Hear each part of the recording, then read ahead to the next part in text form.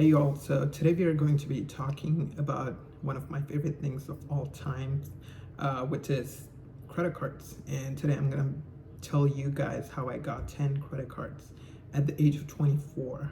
And it was all within a year and a half. So I really want to take you through the journey and how I got all these credit cards. So I have all these credit cards lined up, so when I'm talking I can just pull it up and show you guys on the screen. But also don't have two of my credit cards. I don't know where they are. Some of my credit cards are not on me. I only carry like 4 credit cards with me at all times, and that's all. So starting with the very first one, it's gonna be this cover credit card. I don't know if you can see it, but it's very beautiful. I like the way it looks. And this was my first ever credit card. Also, by the way, if you see me looking down, it's because I have my computer here and I have my notes on my computer. So sorry about that. So yeah, talking about this Discover card, it's beautiful. They have a lot of designs.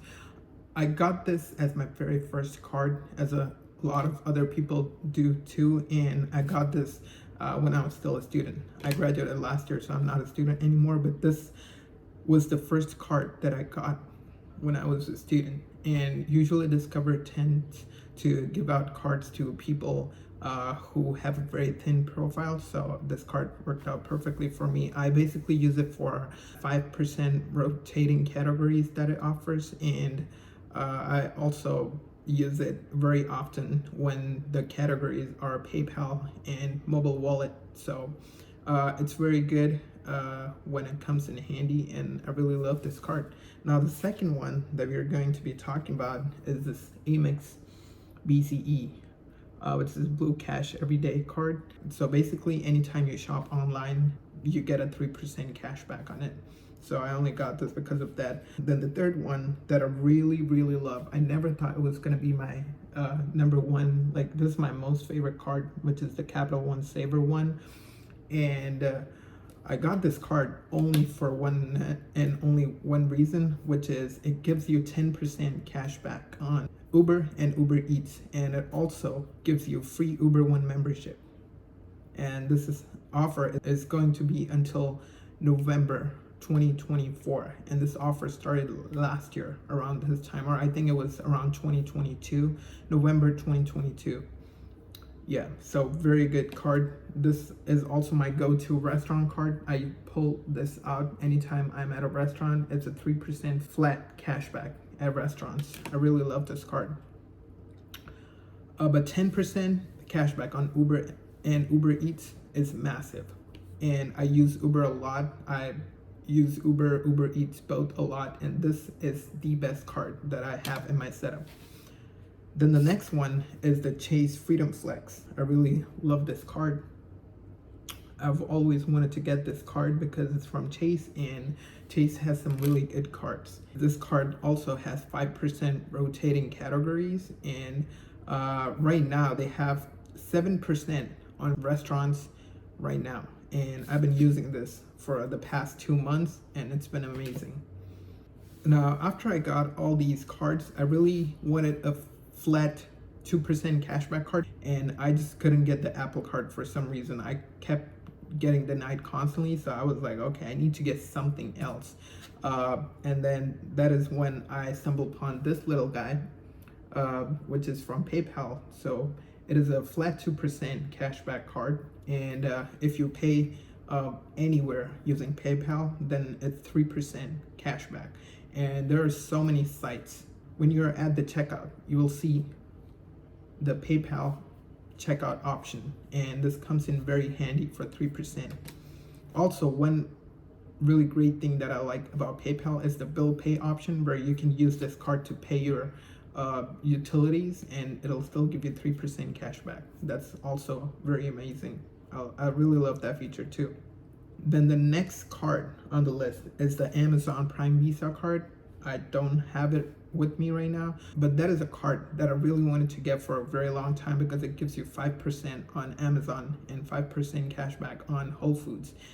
and I really wanted to get it for a long time. But I just kept getting denied. And one time, I remember it was around Christmas when they came up with a really nice sign up bonus, and I got it at that time. And at that time, when I got the card, I was already over five cards in 24 months. So Chase has this rule where if you have more than five cards, if you've gotten more than five cards in the past 24 months, then you won't get any of their new cards. And I was lucky enough that they actually don't really care about this card as much when it comes to 524 rule. So I was able to get my hands on this card. But I really love this card. I shop at Whole Foods all the time, and I use this card at Whole Foods for 5% off.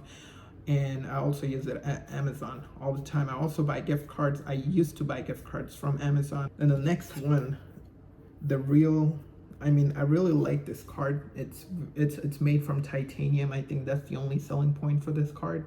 And I really love this card. Again, because I use an iPhone, so it makes a lot of sense for me to just have it in my Apple Wallet and just never have to pull this card out. Because if you use this physical card, you only get 1% cash back. But if you were to use this card through Apple Wallet, then you get 2% cash back everywhere. And if you're at Apple Store, or if you use the card anywhere with Apple, then you'll get a 3% cash back. And like I said, I got declined for this card a couple times, and that's also the only reason why I got the PayPal card. And eventually I got approved for this card, and that was because of the Apple Path program, something like that. So that's like a program that they put you in if you really want to get that card, and then you follow some steps, and then within a couple months you get the card. But I was actually surprised that they graduated me from that program a little bit earlier, and I was able to get my hands on this card earlier than I anticipated. So I'm really happy about that. Then we have the Bilt card. That's the 8th card on my list. And the Bilt card, I have it for only one reason, which is to pay rent. So I pay rent, so I might as well just pay it with a card that gives me miles. So I pay it with Bilt. You get 1x points for all your rent payments. And also Bilt has this one very annoying feature where you have to make 5 transactions every month, and I just don't find myself using the card as much, so I just make 4 payments to Spectrum, because I use Spectrum. So I make 4 $1 payments every month to Spectrum, and then the rest of the bill is taken care by the Savor One, because it gives you 3% on utilities, like on Wi-Fi and stuff. So yeah, so that's where I fulfill my criteria for the Bilt card. And by the way, Bilt card is issued by Wells Fargo, and I don't really like Wells Fargo, but I only got the Bilt card because of the rent. Then the 9th card that I have, that I very recently got, was Amex Delta Gold. And I only got this card because there was an offer at the time when I got this card. So it was for 70K points, and I really don't need this card, but I only got it because I fly Delta sometimes. My main airline of choice is Southwest, but sometimes when I fly Delta, I just got it because I think it'll come in handy at that time. Also, for the first year, the annual fee is completely waived off, so you don't have to pay their annual fee. I think it's $150 now. It used to be $95, and now it's $150. I don't really care about that because I'm definitely not paying the annual fee. I'm gonna cancel it after my 1 year of using this card, and then I'm gonna downgrade it to its younger brother, which has no annual fee. And yeah, so that's basically the game plan. So that is where we are at right now.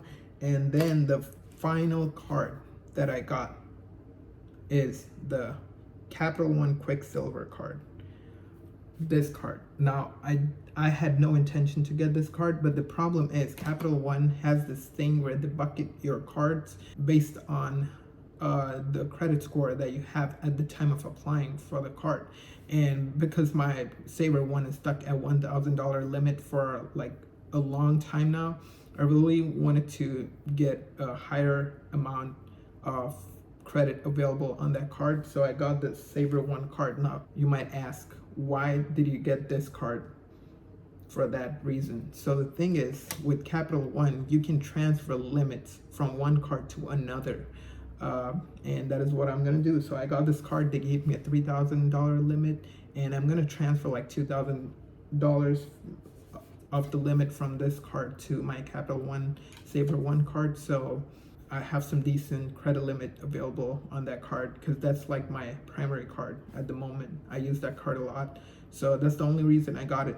And I very recently did the same thing with my Chase Freedom Flex. Chase also is a little bit stingy with their limits when you don't really have a really good profile. Like, by really good, I mean your profile shouldn't be really that thin. And my profile is really thin, so that wouldn't give me any credit limit increase. So I used my Amazon Prime Visa limit that I had a $3,000 limit there as well. So I transferred like $1,700 of that limit to my Chase Freedom Flex, and now I don't have any more complaints for Chase cards either. So those are all the 10 cards that I have as of now. I plan on getting more cards, but I'm in the process of hitting the sign-up bonus for the Delta Sky Miles right now. So I'm in the process of getting the sign-up bonus for this. As soon as I finish hitting the sign-up bonus requirements for this card, I'll get another card. That'll be my 11th card. But yeah, I wanted to say that all these cards that I got was within a time span of 1.5 years. I know that's very quick. I have like a bunch of hard inquiries. I want to say like 18 or 19 at this point, but I don't really care about those inquiries as of now because I'm not planning on taking any loan anytime soon. So it works out for me for now. So yeah, so let me know if you have any comments, if you have any thoughts on the setup. These are my 10 cards. At the age of 24, I only started collecting credit cards like a year and a half ago. So I'm really enjoying all the benefits that I'm getting through this. And a lot of the times I do make some really good redemptions through Euro points, which is Chase's ecosystem for points. And I use those for Chase Travel, where you get another 5% cash back. So yeah, those are all the cards that I have. And these cards really help me make some side cash instead of just paying through debit. There are a lot of reasons to get a credit card instead of a debit card. We can talk about that in another video, but I just wanted to give a quick rundown of how I got these 10 credit cards within a very short span, and also how I'm using those. So thanks so much for watching. All these cards that I mentioned are no annual fee, except for the Delta one, which is also technically no annual fee because I'm not gonna keep it for longer than a year. So thanks for watching. Let me know what cards you have. Let me know your setup down below, and I'll see you in the next one. Peace. Tell me how you feeling, like I don't know the feeling. Only time I'll hear